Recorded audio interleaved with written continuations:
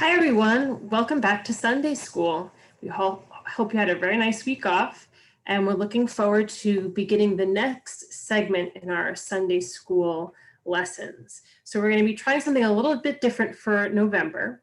In October, we read the book of Genesis, and we learned some of the stories from Genesis and did some fun activities. And this month, we're going to be gearing our lessons a little bit more towards older audience, so some older kids, but anybody can watch as well, adults and young kids too. And we're going to be talking about some of the big questions of our faith. And so today's question actually connects right to the idea of faith, and it's about what is the difference between faith and belief, and what does faith look like for us?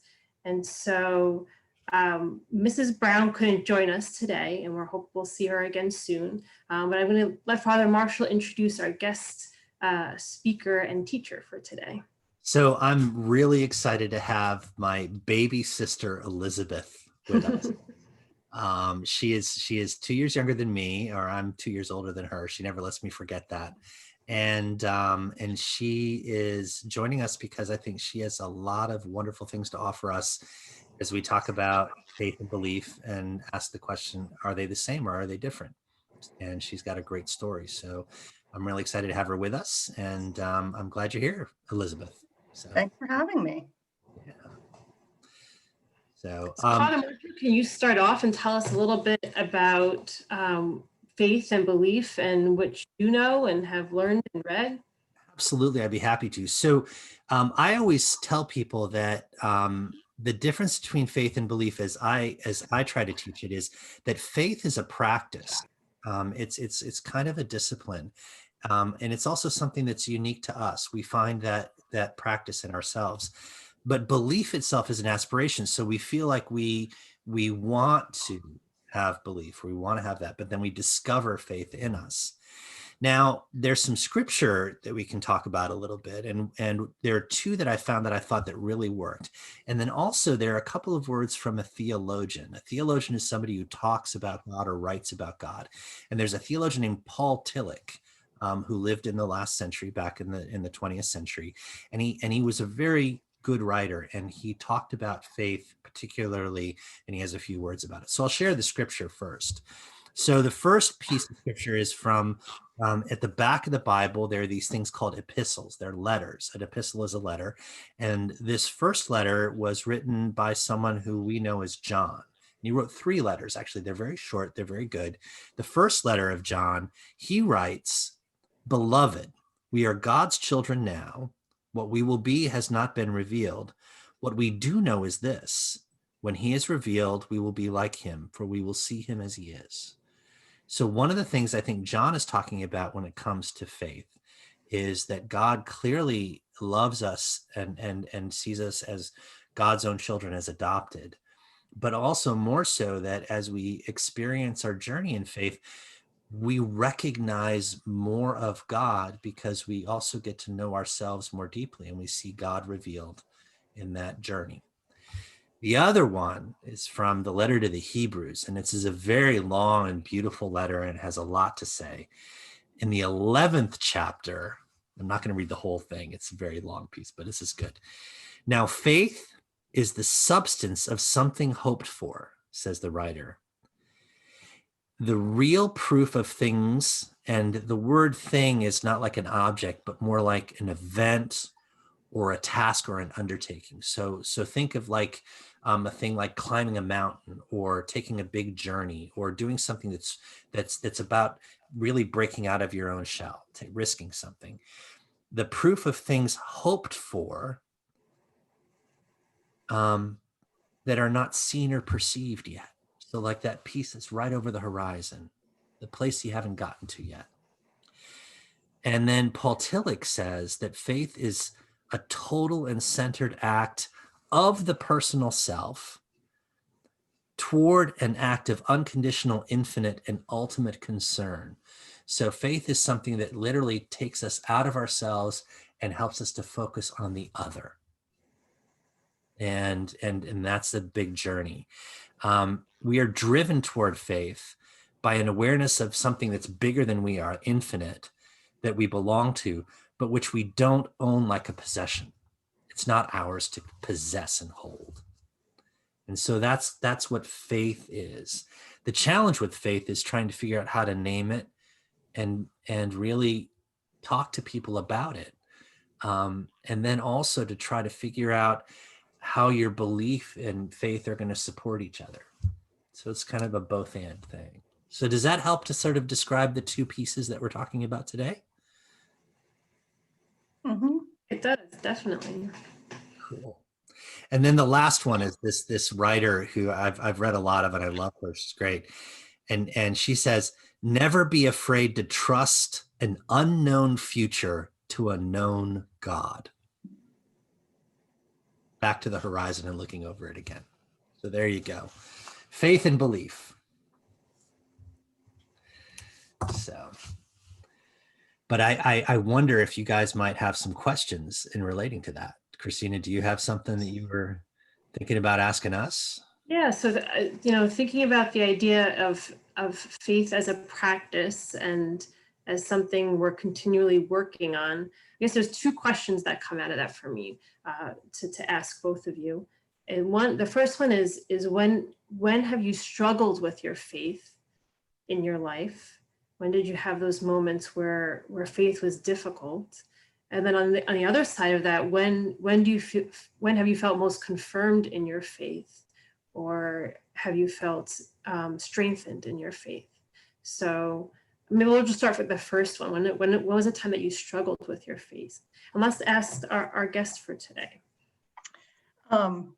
So for those of you that I haven't had the pleasure of meeting, Father Marshall and I obviously grew up in the same household, but in very different ways that we took away our religious upbringing. And so for me, I've always had a very strong belief in God, but I did not and have not centered my life in the church as he has.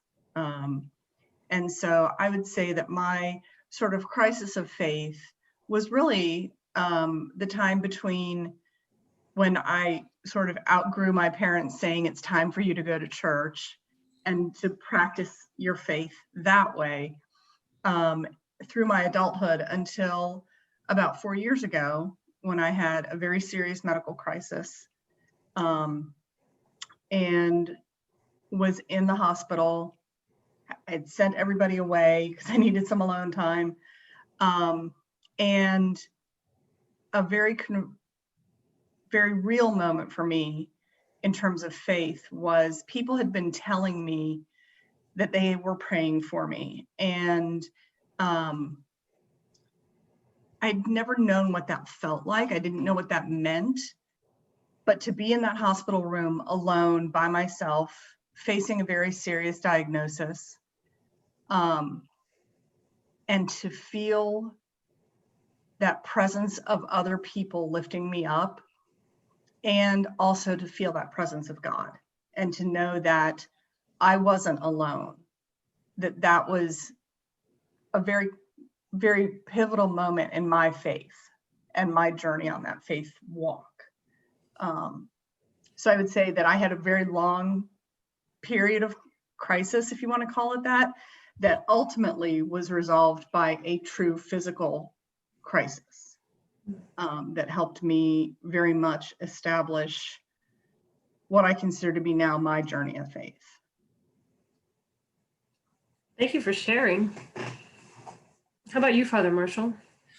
You know, I had shared as we were getting ready for this story about my ordination where I got into an argument with my best friend who's also a priest on whether or not when we're ordained, we are changed. You know, you go from being a hot dog to a cheeseburger, if you will. There's a thing called ontological change, and the idea that when you're made a priest, you become different. And I don't think that God would go to the trouble to make us in all our beautiful complexity to then change it all of a sudden. And then he really did believe in that. And so when he was ordained a priest, which was just before me, I asked him if he felt anything, and he said no. And then when I was ordained in June. It was really hot that day, really hot, so hot that we felt like we were melting in the church. And when a person is made a priest in the church, they kneel down before the bishop, and the bishop puts their hands on the person's head. And then all the other priests come in and put their hands on that person who's about to become a priest. And you can imagine in a very hot church how stifling that would be. But the thing is, when my bishop put his hands on my head and when the other priest came in close, instead of feeling the heat, it was like someone turned on an air conditioner and my skin was cool and my body wasn't feeling stressed and hot. And it was like, instead of being 100 degrees, it was like it was 70 degrees. And it was just this moment of cool peace. And I realized in that moment, that's what ontological change feels. That's what it means when God takes you and does something with you. And my friend and I love that, because the very things that we were arguing, God just flipped them on us. But the last one, and I just wanted to say about confirmation, is when I was getting ready to become a priest, I did a thing called pastoral training in a hospital, and I had a very bad day. A day so bad because a bunch of people died, and the chaplain goes to every person who's dying or has died and is with them or with their family. And this was a bad day. A lot of people in that hospital died. And one person went through a really long struggle before she died. And my body was literally, not only was my heart and my soul giving, my body was giving out. And I was in this horrible duty room that they gave us to sleep in, which you don't sleep in because you're waiting for your beeper to go off to go to rooms. And I felt the worst I've ever felt. And I felt the most despair I've ever felt. But then I felt this moment of peace. And I heard a voice say, "This is what you are." And then at that moment, the beeper went off again and I had to go to somebody's bedside. And that was another moment of confirmation. I don't often tell that story, but I just wanted to share that, especially in contrast with my sister's story about being in her hospital bed. It brought it back to me. But I'm wondering, Christina, have you had a moment of confirmation like that, or that you can tell us about? Yeah, for me, my moment of confirmation isn't necessarily a moment.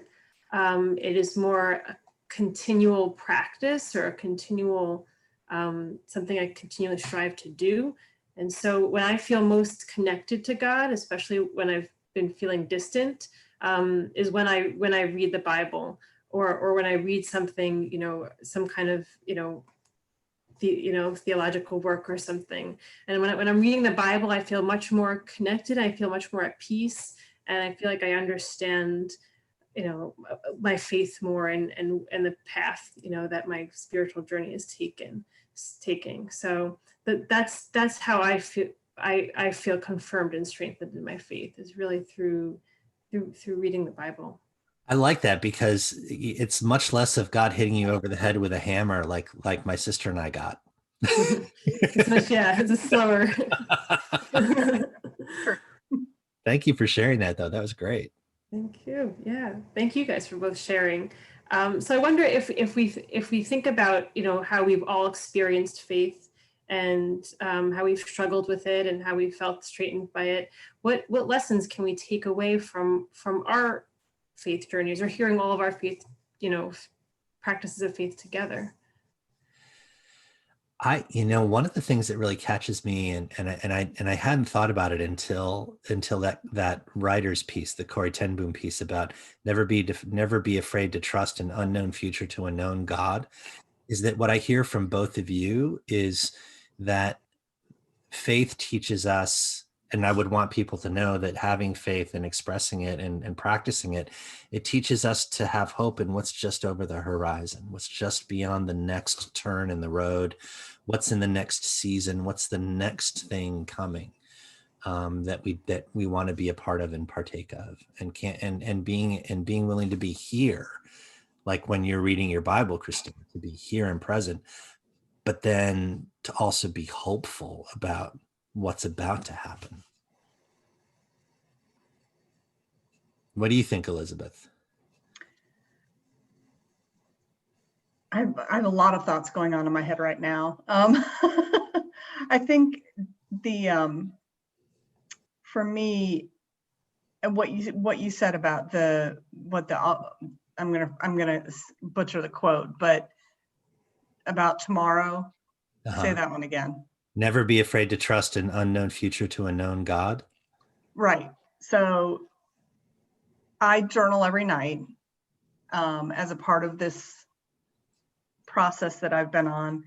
And in my journal every night, I list my prayers, both for people that I'm praying for, but then also prayers for myself, because I think God would let us be a little selfish and pray for ourselves.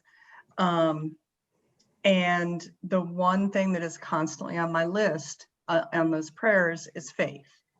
And it's that idea of looking ahead to tomorrow and knowing that whatever's going on today, I have faith in looking ahead tomorrow that I'm still walking that path, and I still have my belief system that hasn't staggered.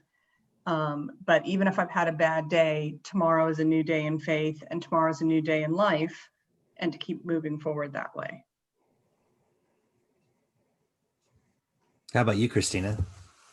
I think what strikes me most is something that Elizabeth actually said earlier before we started recording, and that's just that, and you could hear and you could see it from hearing all of our stories and all of our different practices and experiences, is that everybody's faith journey is different, and that faith looks different for all of us. So, you know, we each come to our faith differently, and for all of us, it's our own unique special journey.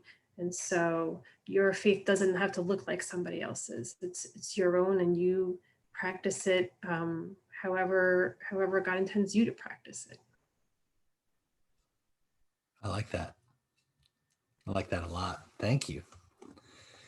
So we actually have an activity for you guys to think about taking part in. And I wanted to share this. So I was thinking about things that are around the corner, things we can do to express hope and intention and aspiration for what comes. How can we express our faith? And one of the things that my sister and I know very well, and I know you do as well, Christina, is the love of gardening in our family is pretty strong. Whether we're good at it or not is a debate, but we love it.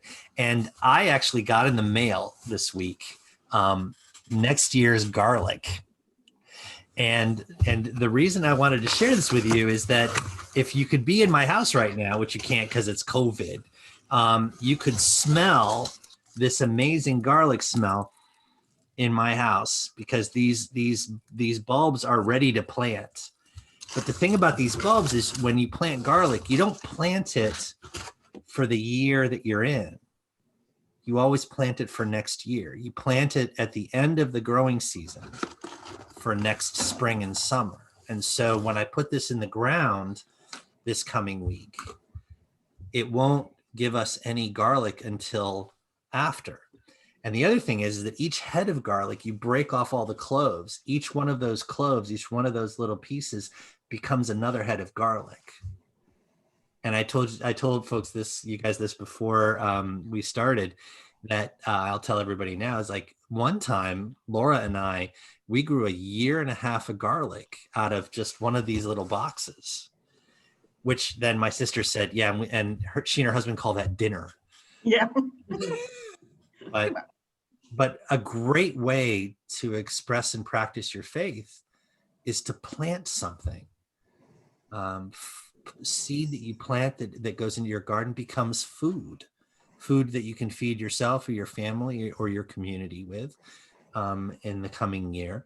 And also it makes you committed and mindful of what comes next, which I think what faith is always the thing that keeps us on the road moving forward. Mm-hmm. So, yeah. Yes, that's something we can all try.